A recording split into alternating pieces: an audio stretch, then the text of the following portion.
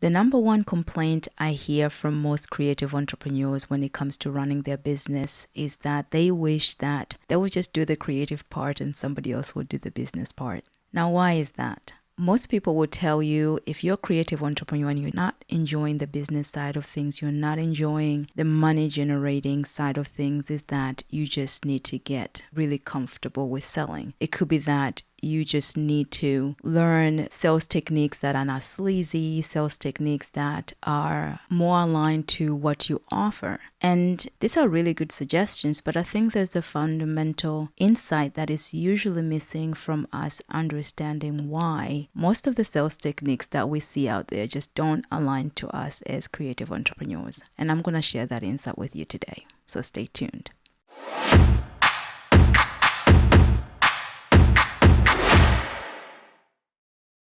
Hi, I'm Doreca Delbridge. Most of you know me as msdorylinda, and I am an occupational psychologist from dorelinda.com. If you're new here, welcome. If you're returning, welcome again. I help and work with creative entrepreneurs to help them build sustainable and profitable businesses so they can live the life that they really truly want to live. If that is something that interests you, make sure that you check the description down below for the programs that I provide. If you're a returning viewer, then you would know that today I'm sounding a little different. I'm not feeling my best, so do pardon and bear with me as I'm trying to get this content out to you today. I just did not want another week to go by without recording this because I have been seeing quite a lot of comments and people reach out to me and mentioning even within the program about the issue of generating sales. It's the most tricky area that they find when it comes to the entrepreneurship journey as creatives. And this is a topic that we're actually focusing on in my membership, the BAOBAB experience, this month of October. And I thought I would record a little something for you to reflect on if this is something that you too are finding really challenging on your creative entrepreneurship. So if you have struggled or have had challenges when it comes to finding that fit with sales techniques and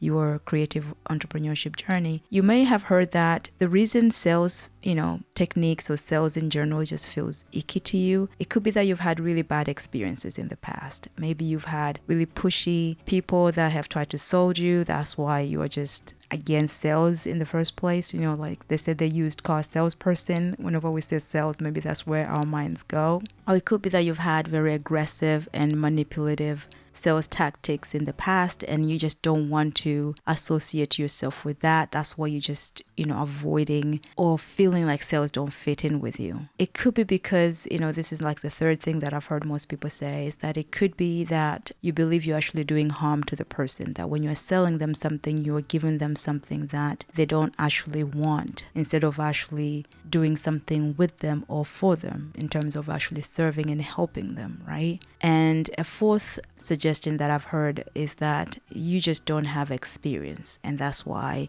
it can feel really difficult.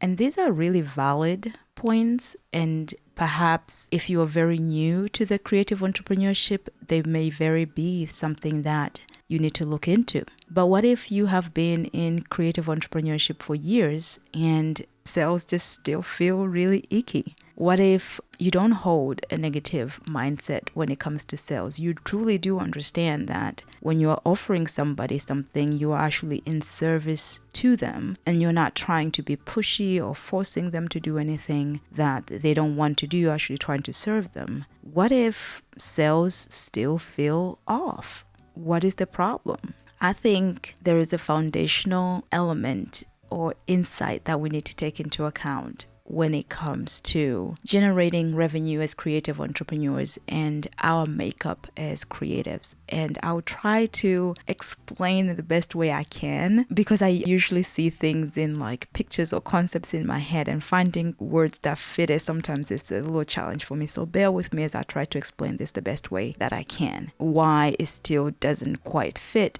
regardless of how versed we are in understanding what sales are or versed as we are in actually doing it. So here's the thing. I think as creative entrepreneurs, this is just my point of view, is that our superpowers are not as rainmakers, but as rain captures. So go with this analogy with me, okay? When it rains, I feel as, when people say, you are the rainmaker, you make things happen. I feel the superpowers of most creative entrepreneurs is the people that know how to capture the rain. And by this, I mean most of our brilliance and essence and genius lies within things that are given to us, not things that we've sought out to gain. Innovative ideas we've had, amazing insights that we have gained, have mostly felt like gifts. We don't know where they come from.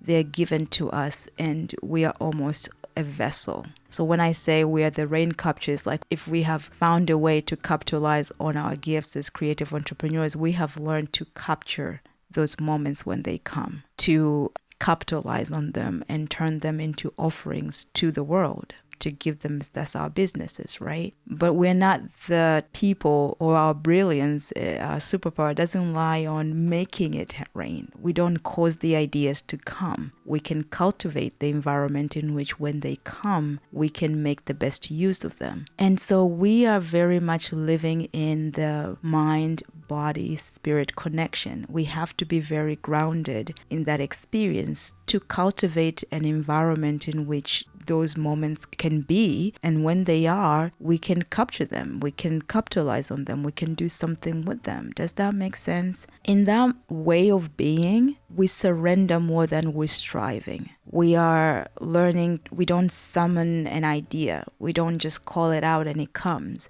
We learn to surrender to being and being in a moment. And that's why nature and beauty and creativity are just things that we just want to almost stay in, to live in, because it just capitalizes on that magic, right? Because it just feels like a gift. And maybe that's why sometimes as creatives, we can almost feel imposter syndrome or an idea of insecurities because we can't replicate those moments. We can replicate the environment in which they can come through, but we just can't replicate them happening. And so this brilliance lives in our being and is what makes our businesses, but it's not the brilliance that is advocated when it comes to sales techniques or generating revenue per se. So it's almost like we live in this brilliance to create the side of creativity itself, the thing that we are offering, but the means in which we are offering and making that exchange, which is the revenue generation, is devoid of, it's not part of that brilliance. We're not bringing that brilliance to that experience. And to me, that's what I believe, that's what's lacking. That's the fundamental insight that's lacking. If you're enjoying what I'm saying so far and trying to articulate this the best way I can, make sure you give this video a like, because it can go and show to more people that they can also derive value from this sort of insight, because I just find as creative entrepreneurs, it just isn't things that are talked about as much. So what is the problem then? The problem comes because most of the guides and the mentors when it comes to marketing and selling that beauty that we've been gifted, advocating for more striving than surrendering when it comes to the process of that exchange. We are therefore finding that we are operating on the things that are not our strength. We are now choosing to strive rather than rest and surrender within even that exchange in itself. And I think that's why it doesn't matter how much you have learned over tactics, if we're not bringing that environment, that experience, that is our genius and that is a place that makes things happen for us. Remember, we are the rain captures, not the rainmakers. It's no wonder that the revenue generating side of things can feel a little off, because we are out of sync. It just doesn't feel the most aligned to who we are day to day. And that is not to say tactics and things like that don't work. What I'm saying is, if we're looking for sustainability and alignment and even breaking those income barriers, because we can only do something against ourselves for only so long, and we find ourselves reaching that barrier that we plateau in our income or we plateau in how we're generating, and it just gets frustrating because you think, I'm already pushing against the grain here and I just can't maximize on the thing that doesn't tap into my genius, doesn't tap into my brilliance. And if we are abandoning our strength in this area, then we are building businesses that are not sustainable long term, because it will come to a place we'll be looking for something else that can flow with the rest of who we are and our strength. So cultivating an environment where revenue generation and sales are more aligned with how we operate and our being as creatives, as entrepreneurs, is what I really focus a lot in the BAOBAB experience. And I thought I would share this insight a little bit with you, given it's really fresh in my mind, since this is the topic of income and generating it and aligning it and building it within a way that is sustainable is the topic that I'm actually covering in my BAOBAB experience membership this month. I'm no marketing expert, but I'm very much in touch with and have had experience working with creatives. And I'm finding that this is the practice that work for us the best. And if you can pick up that subtle difference when it comes to this process, is that striving for a sale is very different to creating room for a sale. One is trying to make the rain happen, which is in our brilliance, and another is capturing or creating an environment where we can capitalize it on that rain happening. And let me know if you can pick up on that subtle difference, because I know that as creatives, and I've had this experience, is that most of the time when we're striving, we are really limiting the brilliance which comes from surrendering. And I've heard people say to me before, oh, when I let something go, I was amazed at how many opportunities were actually coming my way, how I met that person and they connected me to somebody else, and I was already generating the income that I needed. And this has been my experience too. Whenever I have focused solely on just one offer and thought, this is the thing that needs to bring me what I need, I was always really limiting myself to thinking this was all that it was going to be. And my energy was just maximizing on that one thing. In the past few years, what I've started to do was to be open, and I've not perfected this. This is something I'm always working towards. Maybe it's that perfectionism thing in me that feels this need to be given something, right? My worth is in the doing part. Like, I'm brilliant, I've achieved something, I've done something, that's how I should be rewarded, right? And it's been the difficult thing for me to really, truly, fully surrender, right? So this is definitely an ongoing practice on my part. But I've found that whenever I have done that, I have seen results from other people whenever they have done that. The amazing way in which the revenue generating selling aspect of things also follows the same surrender that usually happens with the creative side of things. All of a sudden things starts to just do this. They come together, they align. And there isn't that separation of this is the business side, this is the creative side. They almost just come together and makes that relationship a whole. And it took me a really long time to realize we don't have to divorce the two.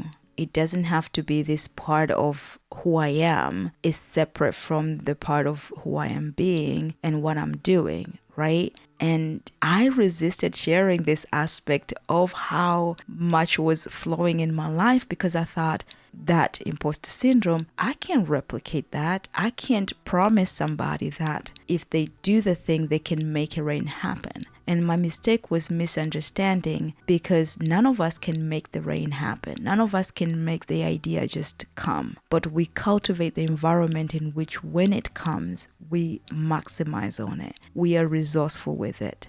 And that is truly has been a natural gift for me for the longest time in so many other areas of my life. And it was the most difficult one for me to get right with my business. And I think it's because when it comes to business, I just felt like other people truly know more. And I shelved this idea of what has been working in my personal life so brilliantly not to include in my business. And then when I started removing that separation and thinking, I'm already doing this in my personal life, in other areas of my life, why have I not integrated this way of being in my business also? All of a sudden that barrier was gone, because now I could see opportunities flowing and flooding more easily. And I was in a place where I had cultivated environment to capture and maximize on that. I hope that just gives you a little insight to examine within your own business to see, is that what you have capitalized on the most, as in your brilliance, your gift, how you work the best?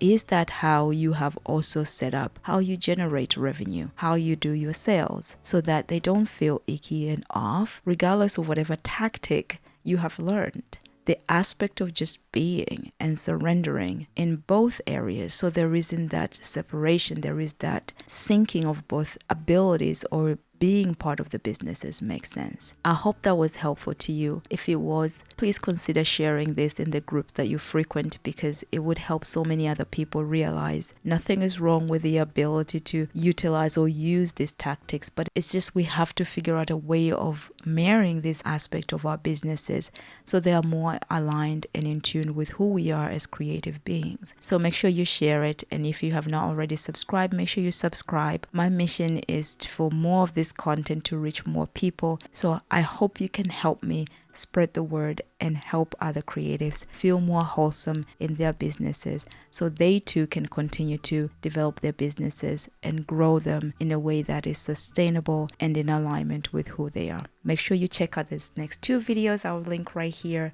that will help you continue to develop that sustainable and profitable business.